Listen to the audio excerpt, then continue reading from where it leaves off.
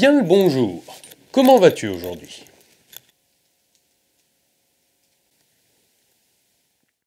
Deux semaines que je t'ai expliqué que l'ancienneté d'un procédé photographique n'est pas un gage de qualité de l'image et tu es toujours dans le même état. Au les cœurs, sacrebleu!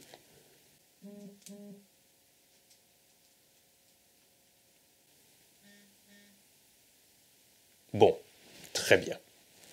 Pour toi, rien que pour toi, je vais expliquer comment réaliser une photographie selon un procédé très ancien et très facile à mettre en œuvre.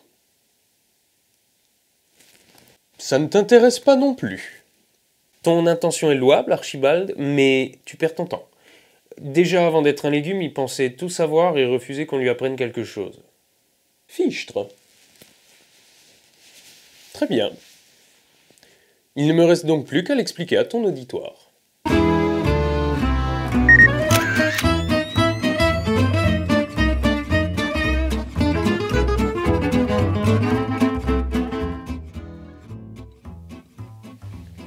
Bonjour chère caméra, comment vas-tu? J'espère que le temps est au beau fixe chez toi, car cela va avoir une incidence sur le tuto d'aujourd'hui. Peut-être as-tu déjà posé les yeux sur une antique chambre photographique, et peut-être as-tu déjà fantasmé sur son utilisation. Les procédés anciens permettent d'aborder la photographie sous un angle différent de celui que tu connais aujourd'hui, chère caméra, et s'ils sont certes totalement inadaptés aux techniques de reportage et de diffusion actuelles, sans parler de la photo extrême, ils sont en revanche un excellent moyen de se replonger dans l'univers de nos aïeux. Sans compter qu'ils permettent de réaliser une image soi-même du début à la fin. Le fait de pouvoir créer quelque chose de toute pièce à la manière du 19e siècle, tout en développant ses connaissances en optique et en chimie, leur confère un charme indéniable. Mais le prochain qui m'affirme qu'ils sont mieux que ce qui se fait aujourd'hui, je l'oblige à réaliser un daguerréotype en 200 000 exemplaires pour un magazine, ou à faire du ski hors piste en remplaçant sa GoPro par une chambre photographique. Parlons donc de Sir John Herschel, dont j'ai déjà évoqué le nom par le passé. Parmi ses nombreux travaux en photographie, nous allons citer aujourd'hui le développement du cyanotype. Le mot cyanotype provient du terme cyan, qui désigne aujourd'hui une couleur, mais faisait auparavant référence aux produits chimiques qui avaient tendance à se teindre de bleu. Citons-en un en particulier. Le cyanure. L'étymologie, c'est cyan. Le cyanotype fonctionne selon un procédé relativement simple. Le mélange de deux solutions chimiques produit un composé sensible au rayonnement ultraviolet. Exposé à la lumière du soleil ou d'une lampe UV, il va donc se teinter de bleu. Le cyanotype n'étant que peu sensible à la lumière visible, il est facile à mettre en œuvre et ne demande pas de préparation en chambre noire. C'est pourquoi, chère caméra, je vais aujourd'hui t'enseigner sa mise en œuvre. Pour ce faire, tu auras besoin d'une imprimante et de feuilles de papier transparent pour rétroprojecteur, de papier à fort grammage, tel le papier Canson ou Clairefontaine, d'un cadre photo avec une plaque de verre que tu choisiras de taille supérieure à celle de tes tirages, d'un bac en plastique, de quelques ustensiles de bricolage et d'une arme qui te permettra de te défendre contre les puristes qui croiseront ton chemin. Passons maintenant à la partie un tantinet plus complexe, les produits chimiques.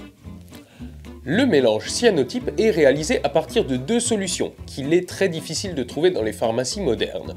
En effet, aujourd'hui, les pharmaciens ne réalisent plus de préparation personnalisée, et il y a de grandes chances que quand vous leur demanderez une préparation de ferricyanure de potassium, ils vous regardent de travers en se demandant si vous n'êtes pas à la recherche d'un poison violent pour votre belle-mère. En effet, chère caméra, le cyanure de potassium est un poison extrêmement violent, dont un dixième de gramme suffit à terrasser un cheval. Heureusement pour nous, le ferricyanure de potassium est quant à lui totalement inoffensif. Il est d'ailleurs utilisé comme additif alimentaire anti-agglomérant sous le nom de code E536. Le deuxième composé, le citrate d'ammonium ferrique, est lui aussi inoffensif et est lui aussi utilisé comme additif alimentaire en tant que régulateur de pH sous le nom de code E381. Et il est lui aussi foutrement dur à trouver en pharmacie. Ces machin choses ne sont que des produits chimiques destinés à nous empoisonner lentement pour permettre au consortium des médecins appuyés par le lobby de Coca-Cola de prendre le contrôle du...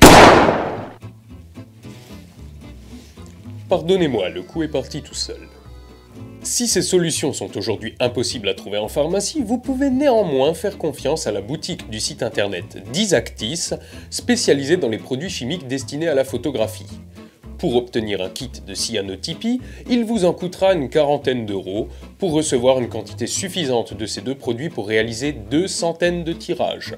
En outre, il vous sera fourni de quoi réaliser le mélange, ainsi qu'un pinceau très pratique pour sensibiliser vos feuilles. Avant de réaliser une photographie cyanotype de A à Z, nous allons d'abord tenter de réaliser un simple tirage. Pour ce faire, nous allons avoir besoin d'un négatif. Le tirage cyanotype s'effectuant par contact, votre négatif devra avoir les mêmes dimensions que le tirage souhaité. Pour créer votre négatif, prenez une photographie existante que vous convertirez en noir et blanc et que vous passerez en négatif, avant de l'imprimer sur papier transparent.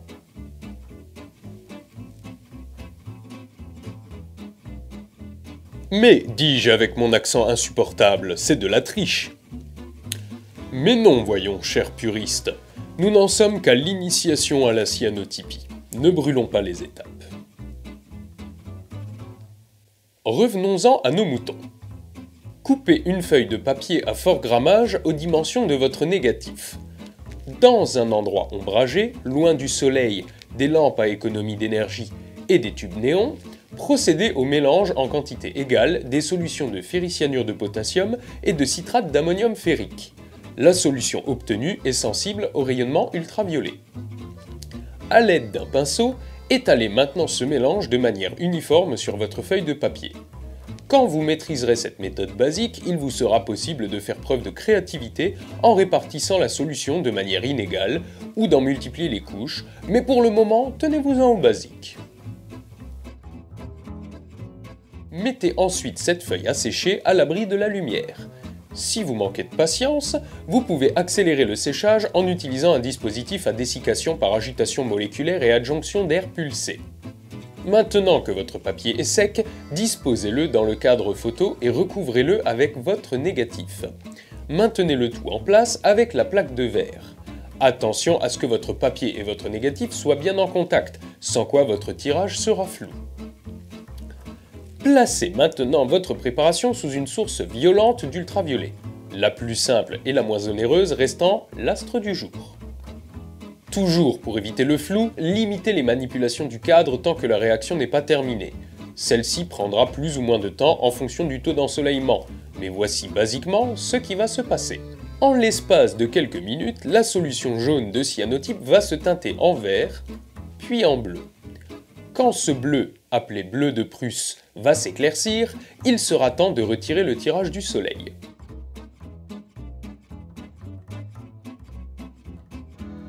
Cette réaction peut aussi être obtenue sous un ciel nuageux ou des lampes fluorescentes, mais prendra bien plus de temps.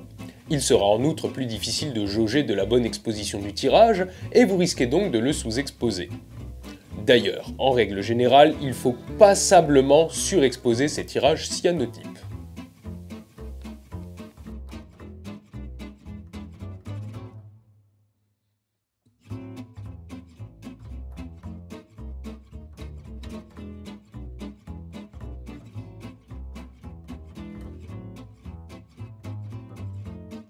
Une fois de retour à l'ombre, retirez le verre et le négatif. Vous pourrez distinguer votre image dans les différentes teintes présentes sur votre feuille de papier. Le mélange cyanotype est une solution, ce qui veut dire qu'il est soluble. Le bleu de Prusse en revanche ne l'est pas. Pour développer notre image, nous allons donc maintenant dissoudre le cyanotype dans du monoxyde de dihydrogène. Attention, ce produit chimique cause la mort de milliers de personnes tous les ans. Je vous invite donc à le manipuler avec la plus grande précaution. Sa forme gazeuse provoque de graves brûlures, et sa forme cristalline tue chaque année des skieurs imprudents quand elle ne rase pas des forêts entières. En outre, de jeunes enfants meurent régulièrement quand ce composé chimique pénètre leurs poumons après une chute dans une piscine non surveillée. C'est donc avec une extrême prudence que je vous invite à ouvrir le robinet d'eau courante et à faire couler un filet de monoxyde de dihydrogène sur votre tirage.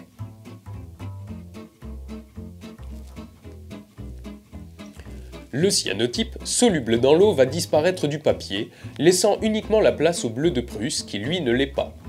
Rincez ainsi votre tirage jusqu'à la disparition complète de la teinte jaune du mélange cyanotype, sans quoi votre tirage va continuer à réagir et se teintera de bleu avec le temps. Si votre image disparaît ou s'éclaircit excessivement lors du rinçage, c'est que vous n'avez pas exposé suffisamment votre tirage. Il ne vous reste donc plus qu'à tout recommencer avec une nouvelle feuille sensibilisée. Une fois le rinçage terminé, vous pouvez soit mettre votre tirage directement à sécher, soit le tremper brièvement dans un bac rempli d'eau auquel vous aurez ajouté quelques giclées de vinaigre blanc. En effet, le bleu de Prusse se dégrade moins quand il est en milieu acide, et le tirage se conserve mieux dans le temps. Dans tous les cas, vous devrez prendre soin par la suite de ne pas l'exposer trop violemment aux ultraviolets, sans quoi le bleu de Prusse s'affadira avec le temps. Si le bleu de Prusse est une couleur qui ne vous attire pas particulièrement, je vous invite à réaliser un virage de votre tirage au tanin. En plongeant notre tirage dans un bain adapté, on pourra transformer cette teinte bleue en ton sépia. Pour ce faire, nous allons avoir besoin de tanin, mais nul besoin de sacrifier une grande bouteille de vin pour cela. En effet, le tanin que nous allons rechercher se trouve aussi dans le thé. Et là aussi, pas besoin de sacrifier un bon Darjeeling. En effet, le thé donnant le résultat le plus intéressant est le thé de sous-marque, Ecoplus ou Winnie pour ne citer que ceux-ci. Leur prix défie toute concurrence, mais leur goût est à l'image de leur couleur. C'est ce liquide d'apparence diarrhéique qui va faire virer notre tirage. Pour ce faire, procédez à l'agitation moléculaire d'1 litre ou 1,5 litre de monoxyde d'hydrogène jusqu'à ébullition. Versez celui-ci dans un bac en plastique assez grand pour accueillir le tirage. Attention, je vous ai déjà mis en garde sur le risque de brûlure inhérent à l'utilisation de monoxyde d'hydrogène gazeux. Plongez-y quelques sachets de votre thé et agitez jusqu'à obtenir une teinte soutenue. Plongez alors votre tirage dans ce bain. Immergez-le soigneusement et vérifiez-en le virage régulièrement. Retirez-le du bain quand la teinte obtenue vous convient. Le processus est plus rapide quand le bain est chaud. En effet, la chaleur est un catalyseur de réaction chimique. Néanmoins, il vous faudra tout de même attendre plusieurs minutes, voire plusieurs dizaines de minutes si le bain est froid. En laissant votre tirage immerger très longtemps, vous pouvez obtenir des noirs profonds, mais les parties blanches de l'image seront alors teintées de marron. Je vous suggère de retirer le tirage du bain quand il reste encore quelques reflets de bleu, mais il n'en tient qu'à vous de décider de votre esthétique favorite. Laissez maintenant votre tirage sécher. Faites attention à ne pas le laisser se gondoler. Pour éviter cela, placez-le sous une pile de livres. Voilà comment réaliser un tirage cyanotype. Mais il nous manque un élément important, pour ne pas dire essentiel. La prise de vue. Si réaliser un tirage cyanotype ne vous suffit pas, voyons maintenant comment réaliser un cliché avec cette même technique. Nous allons pour cela utiliser une feuille sensibilisée, une boîte en carton et un objectif. Il serait évidemment idéal de réaliser cette technique sans objectif, mais le mélange cyanotype n'est pas assez sensible pour imprimer une image à travers un sténopé. Pour capter un maximum de lumière, nous allons donc avoir besoin d'un objectif le plus lumineux possible. Par sa petite taille et ses grandes performances en la matière, j'ai donc choisi d'utiliser le 50 mm f1.8. Du calme. Percez un trou dans une boîte en carton afin d'y loger votre objectif. Attention, fixez-le assez fermement pour qu'il ne tombe pas. Libre à vous d'essayer d'autres objectifs, mais attention à la manière dont vous les fixez dans votre carton. Dans cette boîte, vous allez devoir disposer un petit morceau de feuille sensibilisée. L'image ne sera nette qu'à une faible distance derrière l'objectif. Une feuille de quelques centimètres de côté suffira donc amplement. J'ai forcé une deuxième boîte en carton à l'intérieur de la première pour pouvoir aisément disposer ma feuille à bonne distance. Une fois votre dispositif en place, choisissez une scène très contrastée et ensoleillée. Le mélange cyanotype étant très peu sensible, vous allez devoir exposer votre image une journée entière. Placez votre boîte photographique sur le rebord d'une fenêtre tôt le matin et n'y touchez plus jusqu'au coucher du soleil. Une fois votre exposition terminée, vous obtiendrez une image similaire à celle réalisée avec un négatif, mais celle-ci sera sûrement sous-exposée. Pour la développer sans en perdre tous les détails, je vous invite donc à utiliser non pas de l'eau courante, mais une coupelle d'eau vinaigrée dans laquelle vous déposerez votre tirage. Laissez le cyanotype se dissoudre en limitant au maximum les manipulations. Le résultat obtenu est donc un négatif. Scannez ou photographiez le résultat et passez l'image ainsi obtenue en négatif pour obtenir votre cliché réalisé sans appareil photo. Je laisse maintenant la parole à Arnaud pour la suite. Le tuto sur le cyanotype est maintenant terminé. Cependant, je peux vous dire qu'il est possible de développer encore plus la méthode pour obtenir un tirage positif. Contre une poignée d'euros, je me suis procuré dans un magasin d'occasion cet objectif. Un 325 mm f3.6. Ce n'est pas un objectif photographique, il provient d'un épidiascope. C'est une sorte de rétroprojecteur devenu assez rare aujourd'hui.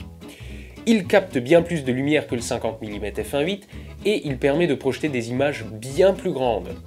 Je vais donc dans un premier temps me fabriquer une chambre photographique permettant de réaliser des clichés dans un format plus sympa que le timbre-poste. Ensuite, pour faire un positif, il faut d'abord un négatif. Ce négatif, je vais le réaliser en enduisant une plaque de verre d'albumine, un composé présent dans les œufs, puis je la sensibiliserai avec un mélange cyanotype avant de l'exposer dans ma chambre photographique fait maison.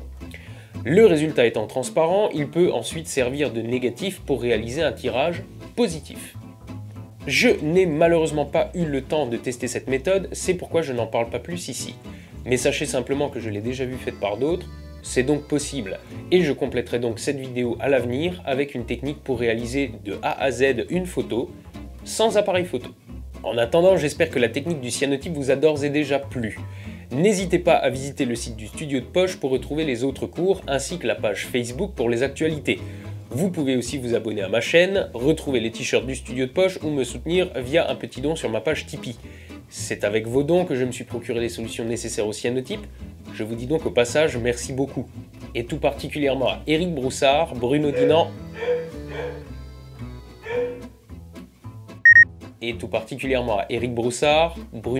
et Mathieu O'Haraud, mes 3 tipeurs à l'honneur ce mois-ci. Il ne me reste donc plus qu'à vous dire, très chère caméra, à la revoyure.